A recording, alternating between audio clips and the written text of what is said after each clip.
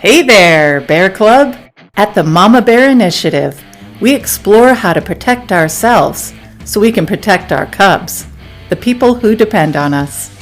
Join us and get the confidence you need to stay safe, make good choices, and protect yourself and those you care about. Let's go!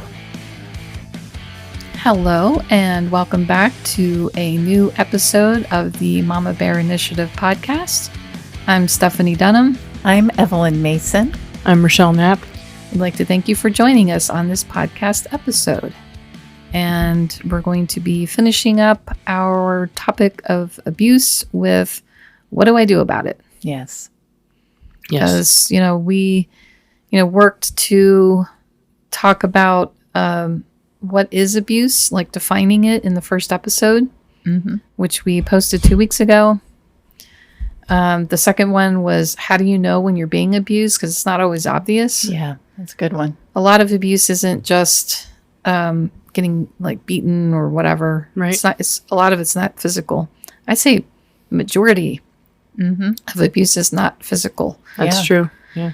So we have, we work to help you to understand how do you know. So now we're going to talk about what can I do about it. And I think Evelyn had some pretty good thoughts when we were just discussing what we're going to talk about when it comes to, encouraging people to do something about it. So Evelyn, why don't you take it away and talk about your thoughts on that? So I think one of the main things to remember is it's not just about, well, now you have to do this and this and this like a checklist, but it's about remembering who you are. You didn't ask for this abuse. You don't deserve it. And you certainly don't deserve to continue to put up with it. You can do something about it. In fact, you must do something about it. But you just wanted to lay that groundwork that you are absolutely worth taking action to make this stop and to have a better life. Yeah, our very first episode is You're Worth Protecting. Yes. Go back and listen to it and try to get a hold of why this matters. Yes. Yeah.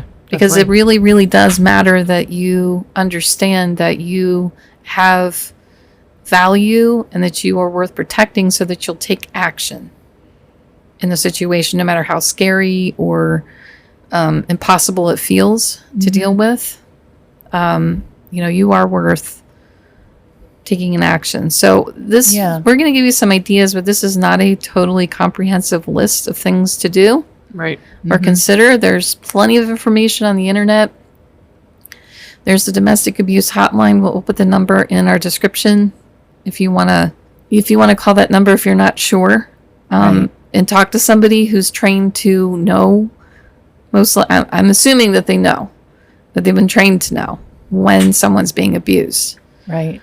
If you have a therapist or talk to the police, there's lots of ways you can go about this, but just understand it's worth doing. Yes. Yes. Especially if it's not just you.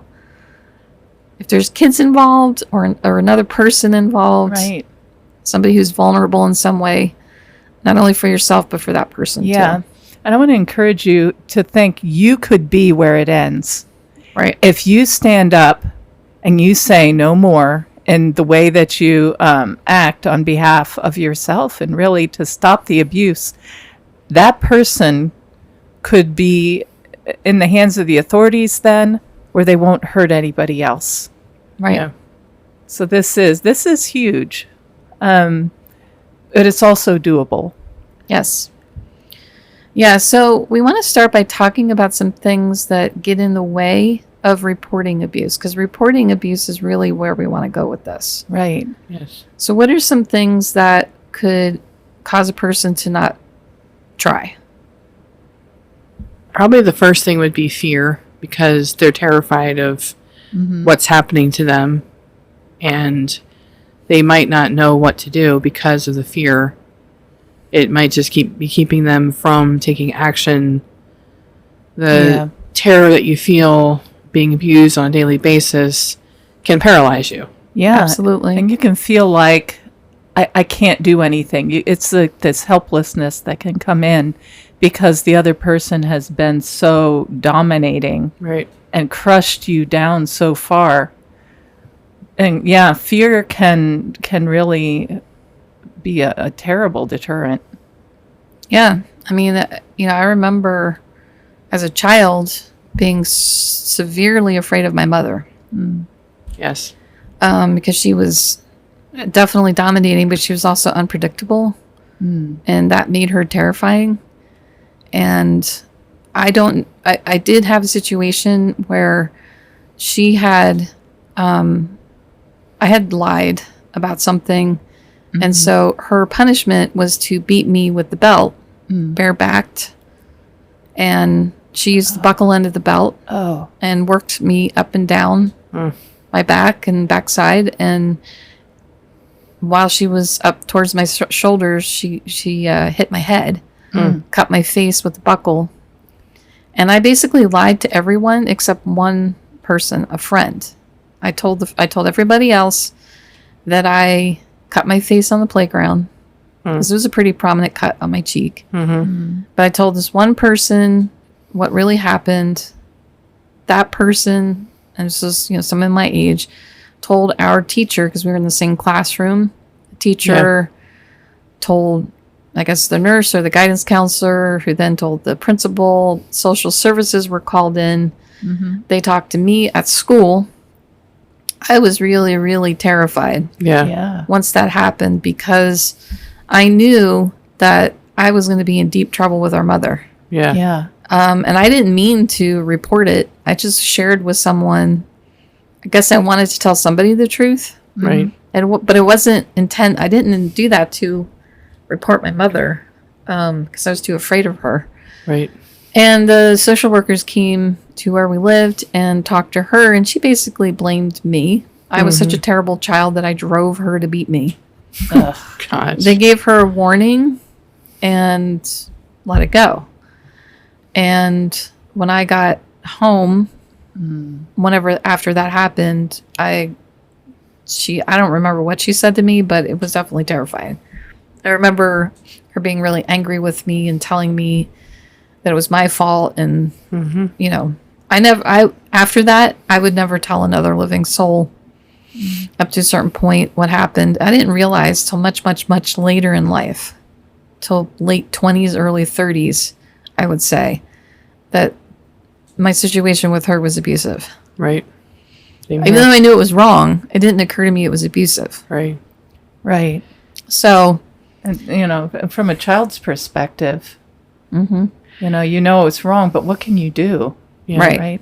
And I think an important thing to recall as we're doing this is that if you're listening to this and this is really, you may be finding it upsetting or whatever, just remember you're not a child anymore. right. And you can do something. Yeah. That's right. And I guess I may keep, saying something to that effect, even as we're giving you strategies and things.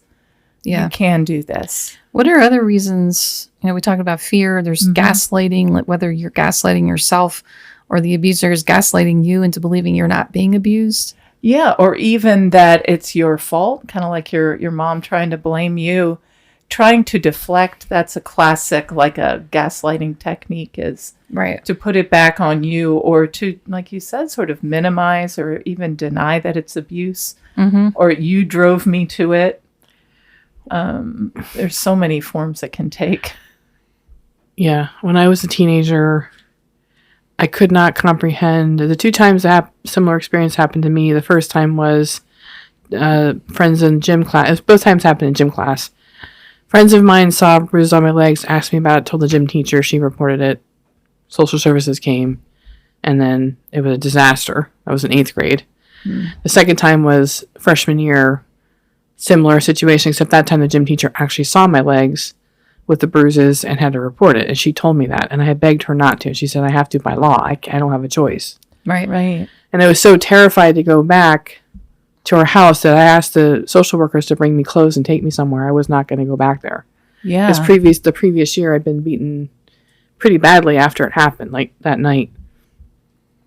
And but again, could not comprehend it was actually abuse and it actually wasn't my fault. Like, I could not grasp that concept at all. Well, you had been trained to believe that these things were your fault. Right. And it was so confusing to me for an adult to tell me that it wasn't my fault.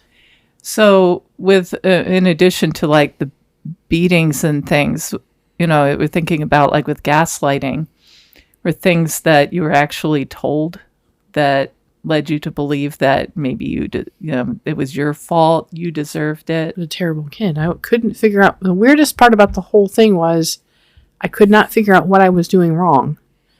Everything I did was wrong. It didn't matter what it was.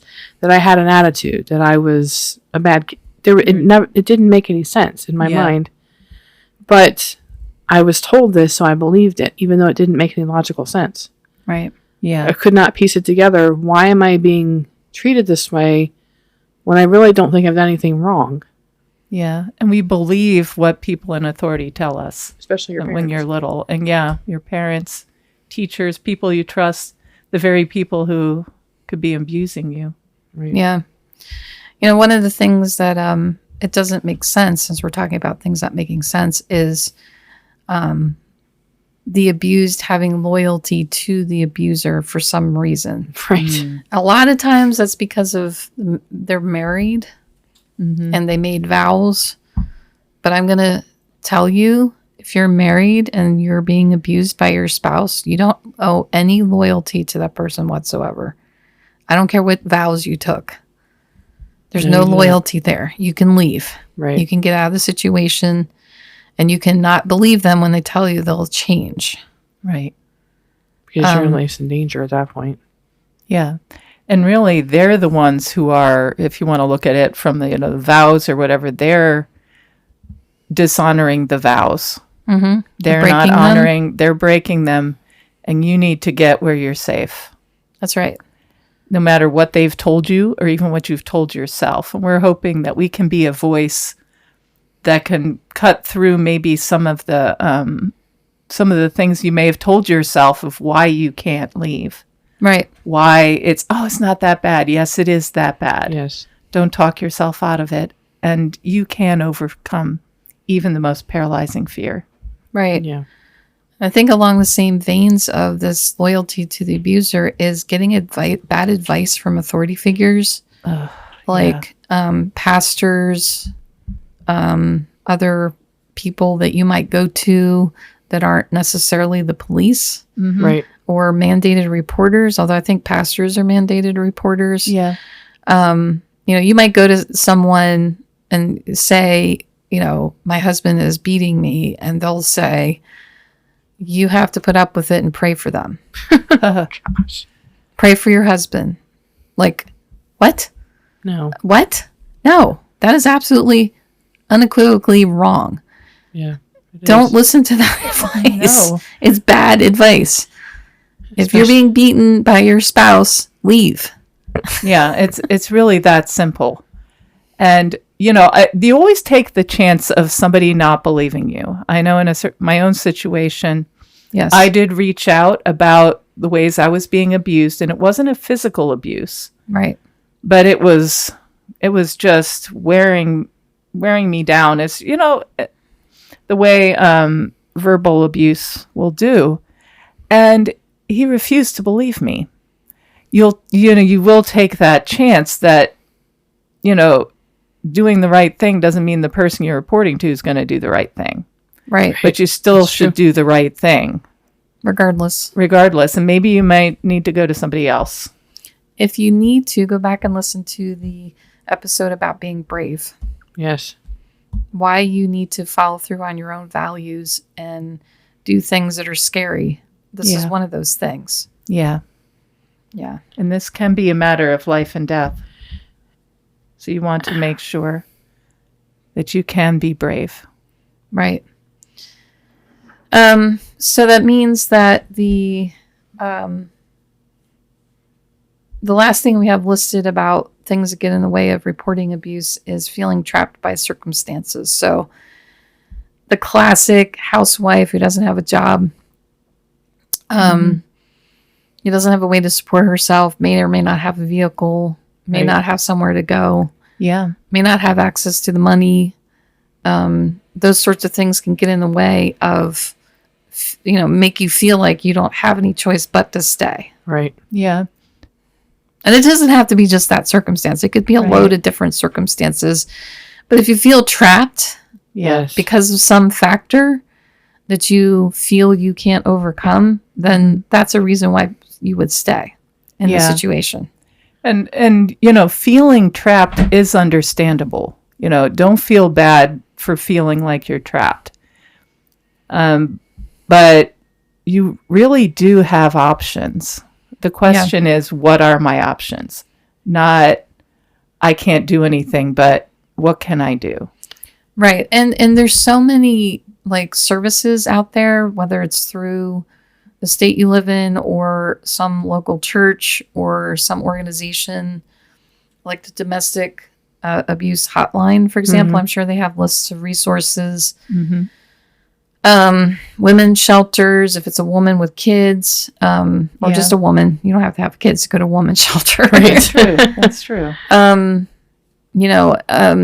If you have friends and family, although that one can be sticky if they have any loyalty to the abuser.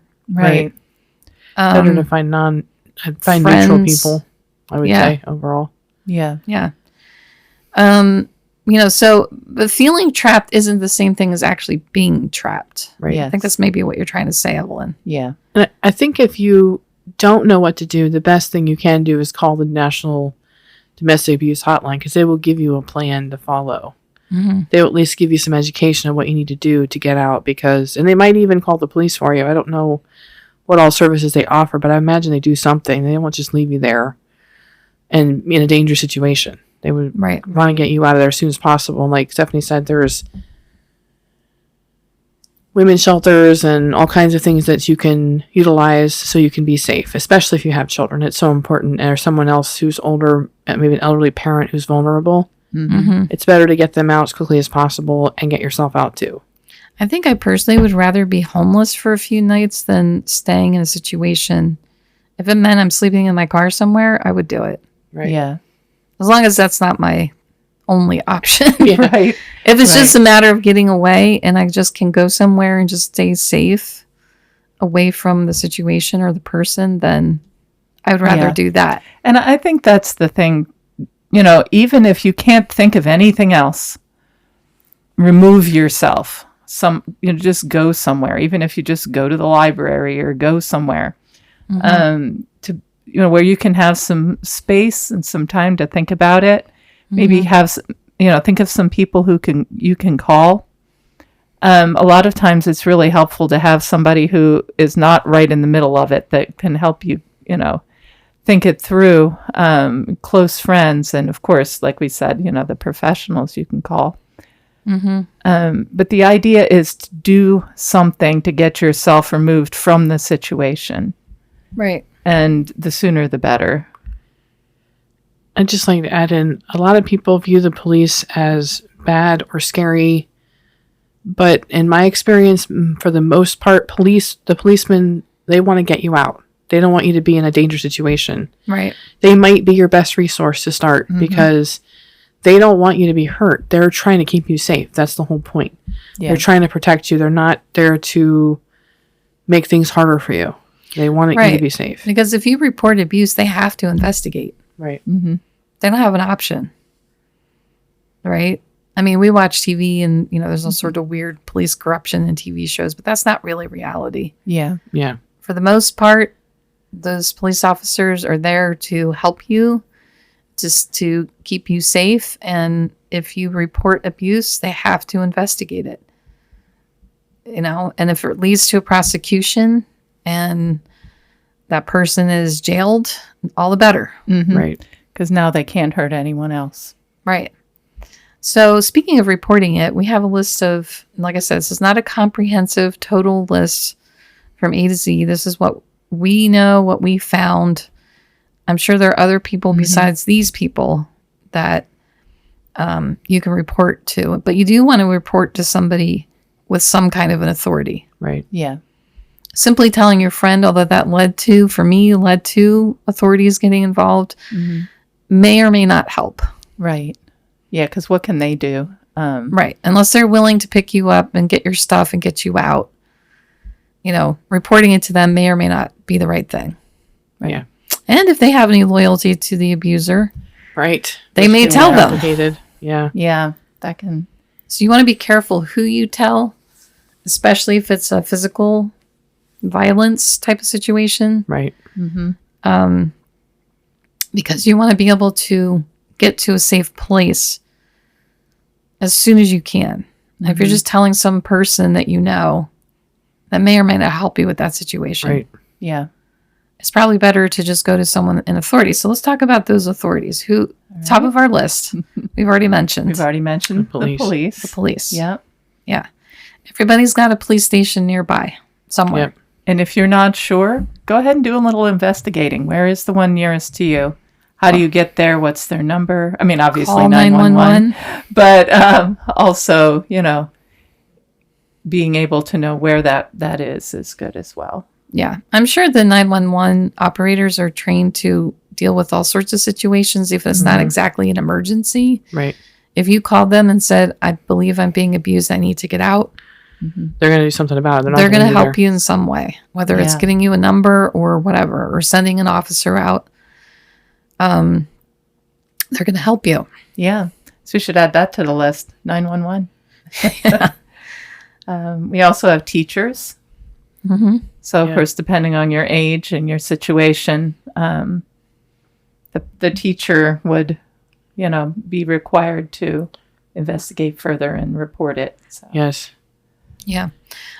Supervisors at work or managers. Now, that one can sometimes be a little strange because they don't believe you. Right. Or they can't see that person is abusive or whatever, or they know that they're abusive, but just refuse to see it. Yeah. That could be a little trickier. Yeah. They're not exactly mandated reporters.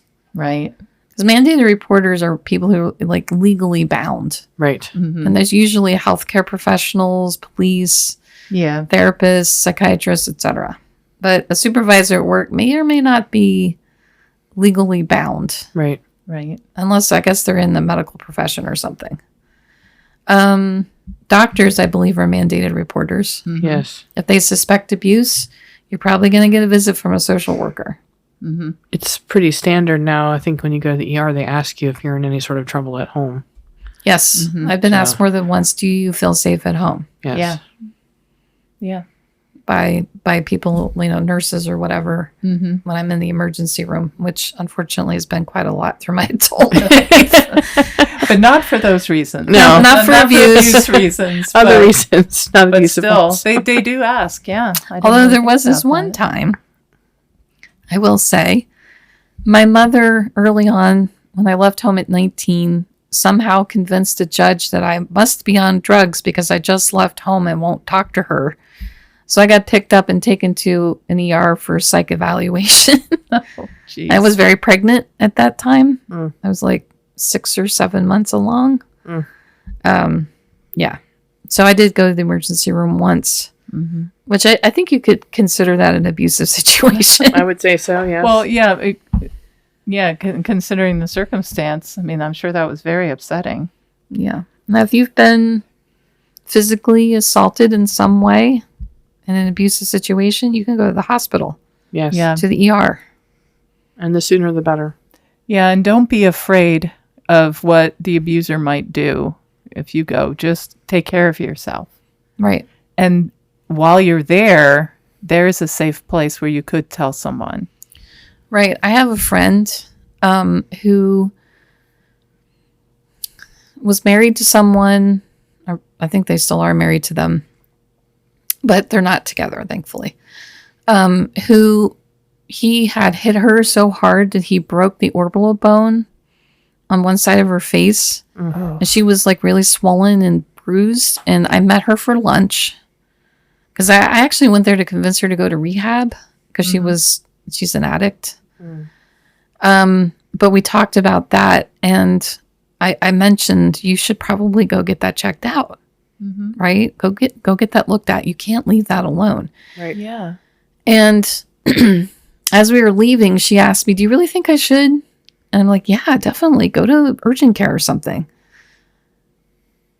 She was behaving as if she was loyal to the abuser and just didn't want to hear anything other than, yeah, this is, be with this guy. Because, she's like, well, you don't need to be with somebody who's beating you like that. Right. But she did go to the hospital and she got care. Turns out she needed surgery. She saw a social worker. They started her on a track to report the abuse to the police. He got arrested and convicted and put in jail for about a year for doing that to her. And yeah, so she got the help that she needed, and she also got the other kind of help that we're talking about. Like the encouragement that I gave her, I think, was enough for her to realize that she needed to take care of herself. And Yeah. if you get injured, they're like, how did this happen to you? Yeah. Yeah. She could have lied, I guess, but she didn't. But how important it is, though, to tell the truth, because then the right thing can happen as a result. Right. So in her case, she got the help she needed, but he also was, he was, how can I say this? So it was taken seriously, and he received the consequences Right. he needed to receive. Yeah. He didn't just get away with doing that to her. Unfortunately, after he got out of jail, she went back to him twice. Oh, But she said the situation got scary. I don't know if he actually physically assaulted her, but now she's in a circumstance where she's not even around this person. And right before the circumstance happened, she said, "I'm done." And I was kind of holding my breath, like, Yeah. do you mean yeah, it? like, is she going to actually follow through? Right. Right. Because Yeah. it's really hard to believe that somebody is rehabilitated to that extent. I think if you've been in a relationship where someone's beating you on a regular basis, it takes a lot of time to overcome that Yeah. and to get, past that urge. It doesn't happen in a year. Right. Right. It happens in maybe 10 years. And so remaining loyal to someone in that circumstance doesn't make sense to me. Right. No, it's part of that denial, the gaslighting that we talked about. It really begins in the mind. Right. Everything we do, everything we think, of course, begins in the mind. Yeah. So So, we're getting close to our time, but we have therapists, psychiatrists, psychologists. Those are all mandated reporters. yeah. Social workers, again, if you're going to get food stamps or whatever and they see a bruise on you, they might ask you. They'll Yep. probably ask you. And it's in your best interest to tell the truth. That is a situation where they're going to know where you can go. Yeah. Yeah. That's what they're all about. That's what And they social work is for. Might even just send you there. They might just get take you you out. there. Right. And the last one on our list is pastors. Again, that can be a tricky one because of what we talked about with this weird loyalty to marriages. Yeah. Some pastors might tell you stay with the husband and pray for them or wife or whatever. Right. No, that's wrong. That's very wrong. That's bad advice. Don't listen to it. Yeah. No matter who's telling you that. But a good pastor will tell you you need to get out and maybe even help you find what you need or point you in the right direction. And they may even have resources through the church that can help. Right. And because even if it's not currently physical, the abuse could very easily escalate into that. And then you're in a life-threatening situation. Right. It's never good advice to stay because it will probably escalate because it's going unchecked to begin Yeah. with. Right. Yeah, it's probably not going to get better. No. It may very well get worse. Right. And, we mentioned just remove yourself. Yeah. Yeah. What's our motto? Even if I'd rather you be wrong And safe. and safe than right and hurt or worse. Yes. Yeah. So one important thing, and we were talking about this earlier, is, yes, remove yourself, but don't tell the abuser. Right. Yeah. Just And leave. Just leave. Think about a time when the abuser is not going to be there. They're going to be gone for hours, for example. Let's say they're going to work. have a plan, have a place to go. And as soon as it's safe, get out. Right. Yes. Yeah. And, don't bother trying to reason with the abuser because they're not reasonable people. No. They're not gonna hear you. They can make, the abuse cycle includes the love bombing phase where they're just trying to convince you that they care about you, and this was just a mistake. Yeah, like it was a blip, And when that's on repeat, it's a pattern. It's abuse. Or they might say that it's your fault somehow, and you might believe them at the time. Right. It's not, and it never was, and it never will be. Now, I had a situation, speaking of, being wrong. If you go and you report something and it turns out it wasn't abuse, it's okay. Yeah. I had a therapist a while back who somehow got convinced that my husband was abusive towards me and my son. She got I don't know how she came to that conclusion, but she did. So she reported it. And the social worker came out to our house, talked to Rochelle first, then my son, then me, and then my husband. By the time she got to me, she was convinced there was nothing going on. Yeah. What if there was a situation, I mean, in one sense, I guess the therapist did the right thing.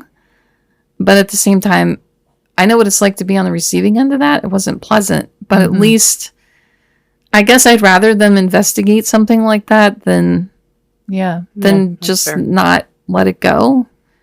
Although it was not a pleasant thing to go through. No, Thankfully, it just lasted the one day for like 2 hours. I think it was. That was really scary for us because we didn't know what was going on. Right. Yeah. She tried to get me to continue therapy with her, and I was like, no. Because it did feel like a betrayal to me. Yeah. Because there was nothing I was telling her that made it seem like my husband was being abusive. I don't know why. I have no idea why she came to that conclusion. Right. Had something to do with, and I'm still not clear, had something to do with the therapy we were doing for like the EMDR stuff and the family systems thing. Something happened during one of our sessions, and then she started to not believe me when I was telling her certain things. I don't know.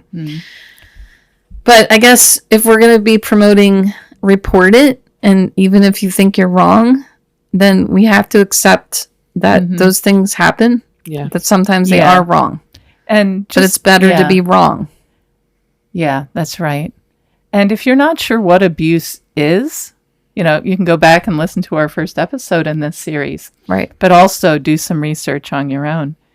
Because that way, sort of like as Steph knew, she knew in her situation, it wasn't an abusive situation. Right. And how does she know that? Well, because she knows, what abuse is. And Right. Yeah. so being able to educate ourselves. Yep. Yeah. So, I guess to wrap up what we're saying, the whole idea here is do the right thing for yourself or for another person. Take action, report the abuse, leave the situation, whatever it is you need to do to get safe, to, follow the procedures that come after that to deal with it. Don't just put up with it. Yeah. You're not trapped. No, you're not. Even if you feel it, you're not actually trapped. That's just anxiety talking. Yes. And, you don't owe anything to an abuser. You can work through the fear. You can get help from people that are around you that actually do care about you. Yeah. You can report it to people who have some kind of authority, especially to the police. Yes. Because they're the ones can actually do something about it. Yep. If you just report it to a doctor, they can't track the abuser down and question them. Right. They're going to have to tell the police. Right. There's And the police are going to do that. Yeah. Still have to tell the first authority, like police, what's happening. Yeah, but tell somebody. Yeah. Yeah. Start the process. You're worth protecting. That's right. That's right. So I'd like to thank you for joining us on this podcast episode. I'm Stephanie Dunham. I'm Evelyn Mason. I'm Rochelle Knapp. Have a great day. Bye, everybody. See ya. We hope you enjoyed today's episode. Thanks so much for joining us as we discussed such an important topic. We hope you got some food for thought and encouragement to keep going and keep growing. See you later, Bear Club.